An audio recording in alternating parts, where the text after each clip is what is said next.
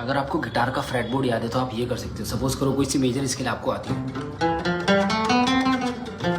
यहाँ से बजा सकते हो, यहाँ से बजा सकते हो, यहाँ से बजा सकते हो।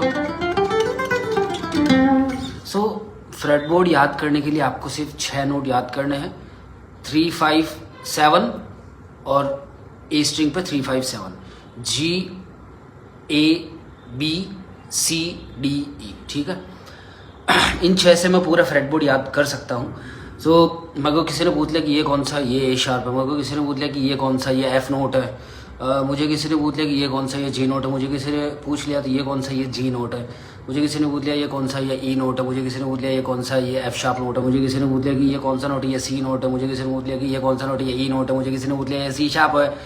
तो ये सिर्फ इन 6 नोट से याद करें मैंने। कैसे? जी से चालू कर रहा हूँ, G A B और फिर नीचे C D E, ठीक है। अब यहाँ से किसी ने आपको ये कह दिया कि ये कौन सा नोट है, ऑफकोर्स ये E है तो ये F ही होगा, ये F शार्प है, क्योंकि ये G है तो ये F शार्प है। ये G शार्प है A और G और A के बीच में, ठीक है। G और B के बीच में ये, सॉरी A और B के बीच में ये A शार्प है। B के आगे अगर किसी ने पूछ लिया ये 9th फ्रेट में, सॉरी 8th फ्रेट में, तो ऑफकोर्स ये B है तो ये C होगा।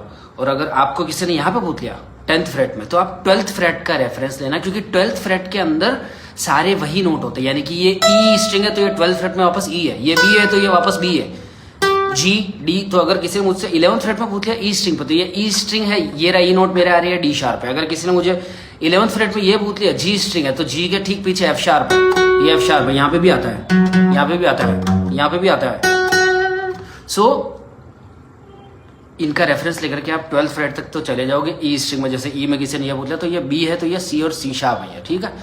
10th 12th जब आप 9th फ्रेट के आगे आ जाओ तो 12th फ्रेट का रेफरेंस ले लेना। अब 12th फ्रेट में ये ई है तो ये ऑफकोर्स ये डी होगा। 12th फ्रेट में ए स्ट्रिंग के 12th फ्रेट में ए नोट होगा तो ये जी होगा। देख लो, बजा के देखो, ठीक है। अब ए स्ट्रिंग में भी अगर मुझे किसी ने ये पूछ लिया तो ऑफकोर्स ये शार्प है, ये बी है और ये सी है। मैंने बताया था ये डी है तो ये ऑफकोर्स सी शार्प है, ये ई है तो ये ऑफकोर्स डी शार्प है। ये 8th फ्रेट में एफ आ गया, ये एफ शार्प आ गया, ठीक है। अब ये 10th फ्रेट में किसी ने पूछ लिया तो ये ए स्ट्रिंग है तो ऑफकोर्स जी है। अब डी स्ट्रिंग में जो भी मुझे नोट लेना होगा तो उसका मैं रेफरेंस पॉइंट में ई लूंगा। यानी कि ये कौन सा नोट है, ये वही नोट है, एक होल स्टेप पीछे मिलेगा आपको और एक स्ट्रिंग स्किप करके, यानी कि ये। अब जैसे मैं सारे गाँव बजा रहा हूँ, वापस सा यहाँ मिला,